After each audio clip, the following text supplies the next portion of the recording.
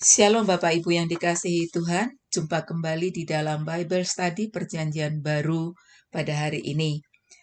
Harapan saya semua kita di dalam keadaan yang sehat dan bahagia. Pada hari ini kita akan belajar dari Injil Matius pasal 16 ayat 13 sampai 28. Di situ tercatat dua judul perikop. Baiklah, yang pertama kita akan belajar dari Matius pasal 16 ayat 13 sampai 20. Nah, Injil Matius 16 ayat 13 sampai 20 ini paralel dengan Markus pasal 8 ayat 27 sampai 30 dan Lukas pasal 9 ayat 18 sampai 21, di mana hal ini berbicara tentang pengakuan Petrus. Nah, di dalam judul perikop ini ada 4 hal yang akan kita pelajari, yaitu bagian yang pertama adalah 2 pertanyaan Yesus yang penting. Nah, apakah 2 pertanyaan Yesus yang penting itu? Yang pertama adalah siapa dirinya kata orang. Ada begitu banyak pendapat tentang siapa Yesus seperti jawaban murid-muridnya di dalam bacaan di atas. Ada yang bilang dia adalah Yohanes Pembaptis, ada yang bilang dia Elia, ada yang bilang dia Yeremia, ataupun para nabi yang lainnya. Padahal banyak pekerjaan mujizat yang telah dikerjakan Yesus, bahkan yang hanya dapat dilakukan oleh seorang Mesias. Namun orang Israel sebagai bangsa yang telah mendapatkan janji dalam kitab para nabi, tidak bisa atau belum bisa menerima apalagi mengakui Yesus sebagai Mesias. Dari jawaban yang diberikan murid-muridnya, tidak ada satupun yang mengenali Yesus dengan benar. Bahkan dalam tanda petik ya, mungkin murid-murid pun tidak mengenali Yesus dengan tepat. Nah, kemudian Yesus melanjutkan dengan pertanyaan yang kedua yang lebih spesifik, yaitu dia bertanya, siapa dirinya? Kata murid-murid secara pribadi. Hal ini dapat kita baca di dalam Matius 16 ayat 15 yang berkata, lalu Yesus bertanya kepada mereka, yaitu murid-muridnya, tetapi apa katamu, siapakah aku ini? Murid-murid telah sekian lama ikut Yesus. Mereka juga melihat pekerjaan-pekerjaan ajaib yang Yesus lakukan. Ini merupakan pertanyaan yang bersifat sangat pribadi. Sejauh mana pengenalan mereka terhadap Yesus yang selama ini telah hidup bersama mereka? Nah, dari bacaan itu tadi di dalam Injil Matius pasal 16 ayat 13 sampai 20, tidak ada seorang pun yang menjawab kecuali Petrus. Petrus menjawab, engkau adalah Mesias, anak Allah yang hidup. Ya, jadi saya ambil terjemahannya NIV ya, yang berkata the Son of the Living God, anak dari Allah yang hidup.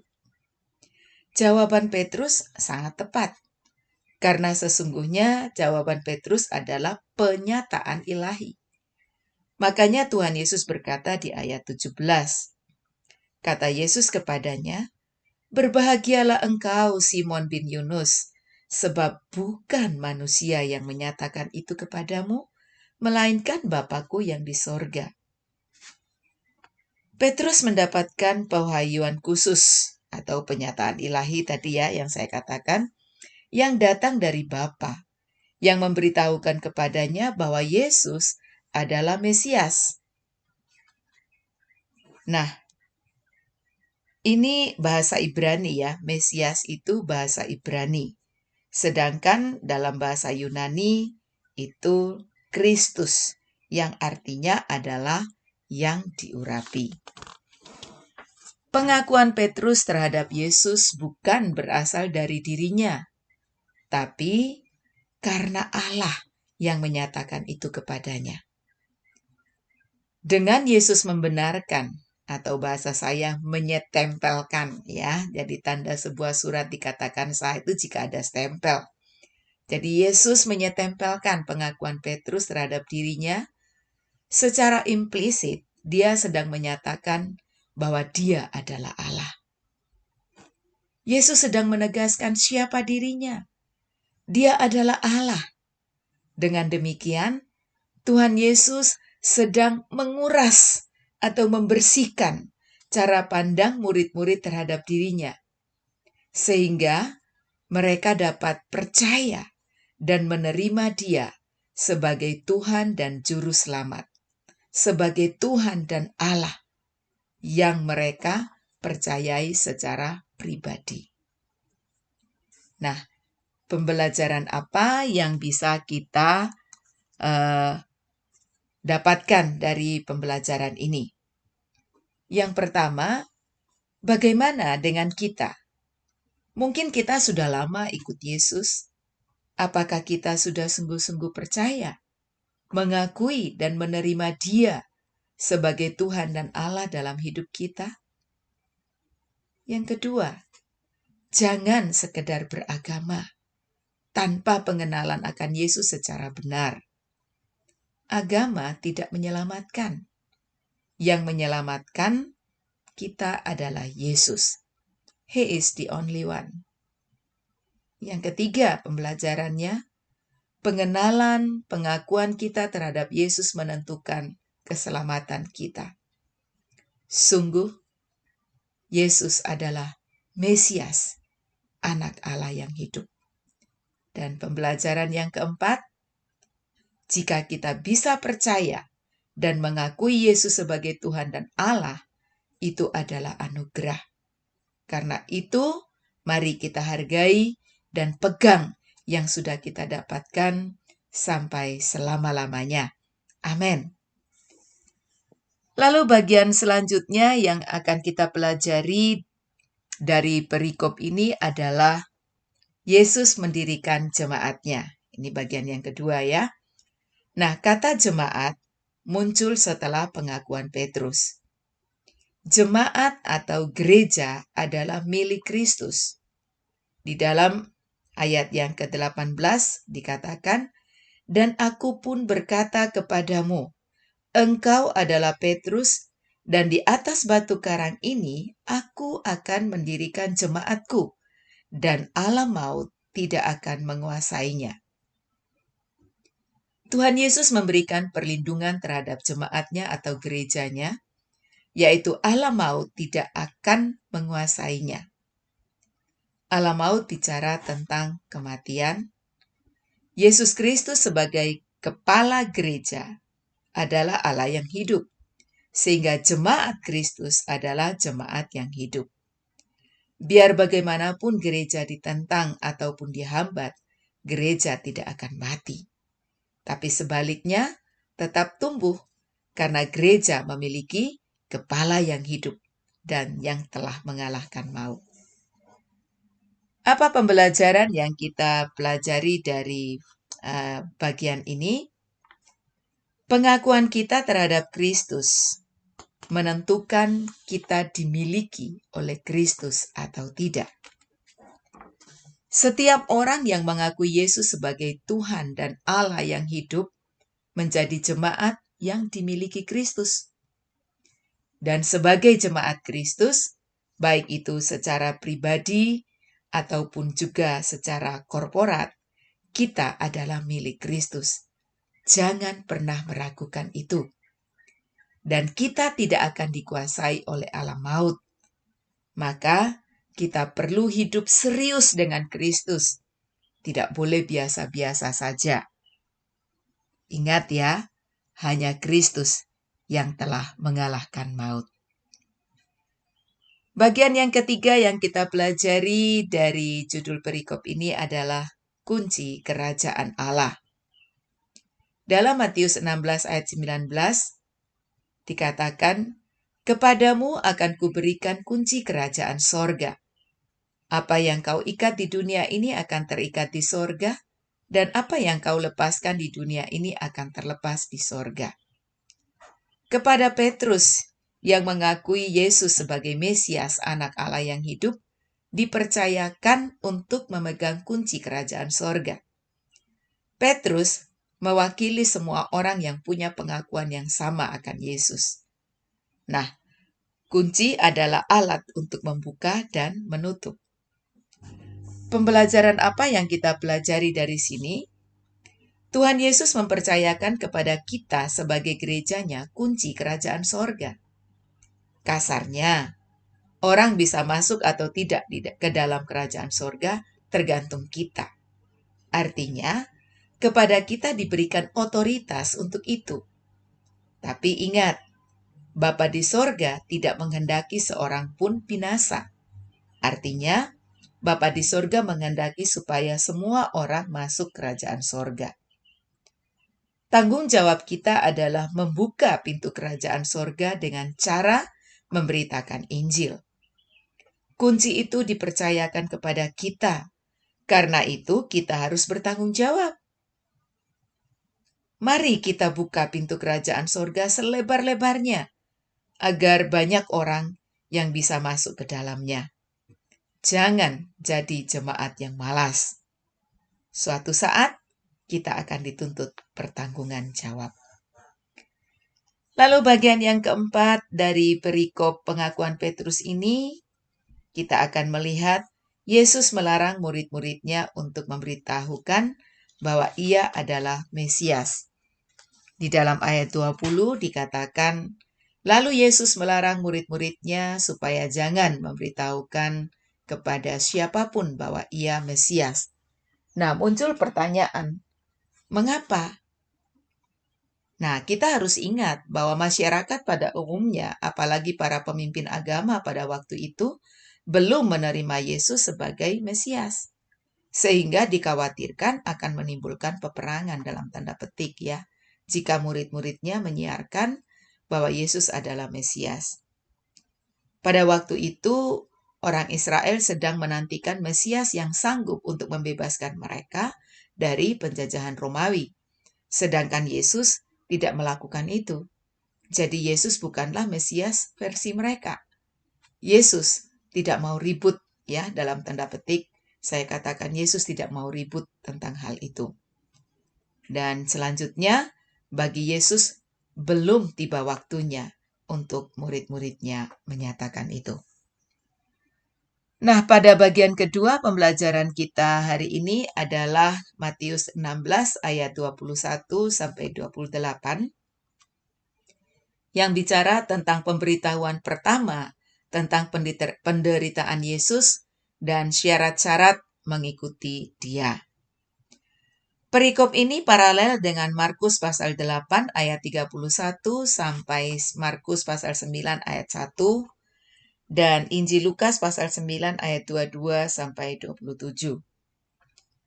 Nah, dalam perikop ini Yesus secara terang-terangan ya memberitahukan kepada murid-muridnya tentang apa yang akan dialaminya, yakni menderita dan mati. Sebenarnya dalam Matius 9 ayat 15, ia telah menyatakan secara samar-samar bahwa ia akan pergi. Di dalam Matius 9 ayat 15 dikatakan, jawab Yesus kepada mereka, dapatkah sahabat-sahabat mempelai laki-laki berduka cita selama mempelai itu bersama mereka? Tetapi waktunya akan datang, mempelai itu diambil dari mereka, dan pada waktu itulah mereka akan berpuasa. Nah, jadi ini bicara konteksnya puasa ya, dan Yesus menyatakan hal ini. Nah, setelah Tuhan Yesus menyatakan dirinya bahwa ia adalah Mesias di dalam Matius 16 tadi, kini dia menyatakan apa yang akan dialaminya sebagai Mesias. Mesias harus menderita, mati, dan akan bangkit kembali pada hari ketiga. Nah, mendengar itu, rupanya Petrus ini syok ya. Berbeda dengan saat Yesus bertanya, siapakah aku menurut kamu? Petrus begitu percaya diri dan menjawab dengan tegas bahwa Yesus adalah Mesias anak Allah yang hidup. Mengapa? Saat Yesus menyatakan bahwa dirinya akan menderita dan mati, Petrus kelihatannya tidak rela. Itulah situasi Petrus sebagai manusia. Petrus berpikir sebagai manusia, Berbeda dengan yang terjadi di Matius 16 ayat 16. Dalam Matius 16 ayat 16, jawaban Petrus karena intervensi Allah dalam dirinya. Jawaban berdasarkan pewahyuan khusus dari Allah. Sebenarnya apa yang Yesus katakan tentang dirinya sebagai Mesias yang harus menderita dan mati telah tercatat dalam nubuatan Nabi Yesaya dan juga kitab Daniel, yakni di dalam Yesaya pasal 53 ayat 4-10 dan Daniel pasal 9 ayat 26 yang menyatakan bahwa Mesias harus menderita demi keselamatan manusia. Nah, secara manusia Petrus tidak mau Yesus mengalami penderitaan apalagi dibunuh. Ini kelihatannya baik.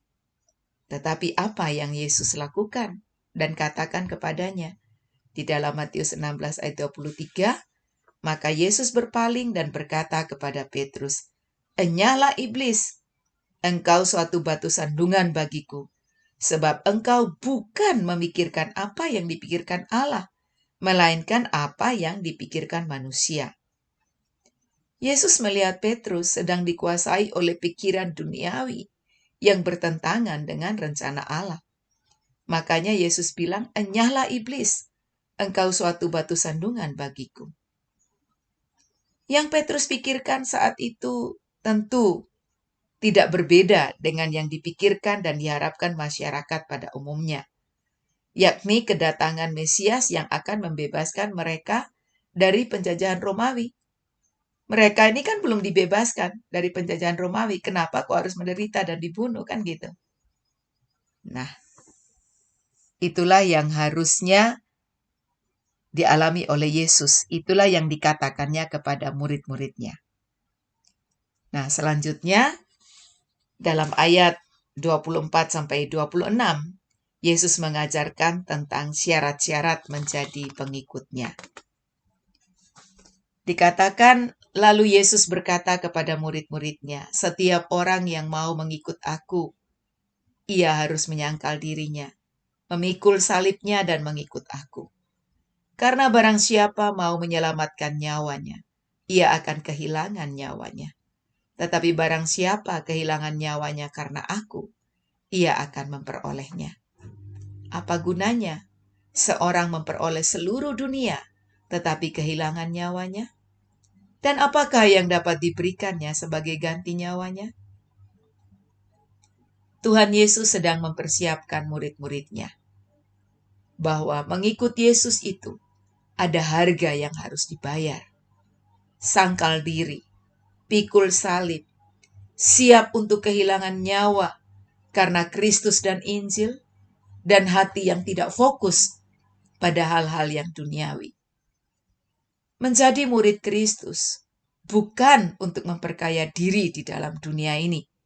Karena itu Tuhan Yesus berkata, apa gunanya seorang memperoleh seluruh dunia, tetapi ia kehilangan nyawanya. Menjadi murid Kristus sekali lagi bukan untuk memperkaya diri di dalam dunia ini. Selanjutnya Tuhan Yesus mengajarkan kepada murid-muridnya bahwa ia akan datang kembali akan datang kembali di dalam kemuliaan. Dan akan ada penghukuman bagi manusia menurut perbuatannya. Di dalam ayat 27-28 dikatakan, sebab anak manusia akan datang dalam kemuliaan Bapanya, diiringi malaikat-malaikatnya. Pada waktu itu ia akan membalas setiap orang menurut perbuatannya. Aku berkata kepadamu, sesungguhnya di antara orang yang hadir di sini ada yang tidak akan mati sebelum mereka melihat Anak Manusia datang sebagai Raja dalam kerajaannya. Nah, pembelajaran apa yang bisa kita belajar dari perikop ini? Hati-hati dengan pikiran kita. Jika pikiran kita dikuasai oleh pikiran dunia yang tidak selaras dengan pikiran Allah, maka kita tidak ubahnya dengan setan. Pikiran kita sebagai pengikut Kristus harus diselaraskan dengan pikiran Kristus. Menjadi pengikut Kristus siap untuk sangkal diri, pikul salib, dan tidak fokus pada hal-hal duniawi. Ingat ya, dunia akan berlalu di dalam kebinasaan. Selanjutnya, Yesus akan datang kembali dalam kemuliaannya. Selama menantikan kedatangannya, mari kita lakukan hal-hal mulia, terutama memberitakan Injil, artinya membuka kerajaan sorga bagi sebanyak mungkin orang. Jangan lelah memberitakan Injil, sekalipun banyak susah. Ini yang bisa saya sampaikan kepada kita pada hari ini. Untuk selanjutnya, pertanyaan dan diskusi kita akan ketemu di grup WhatsApp. Tuhan Yesus memberkati.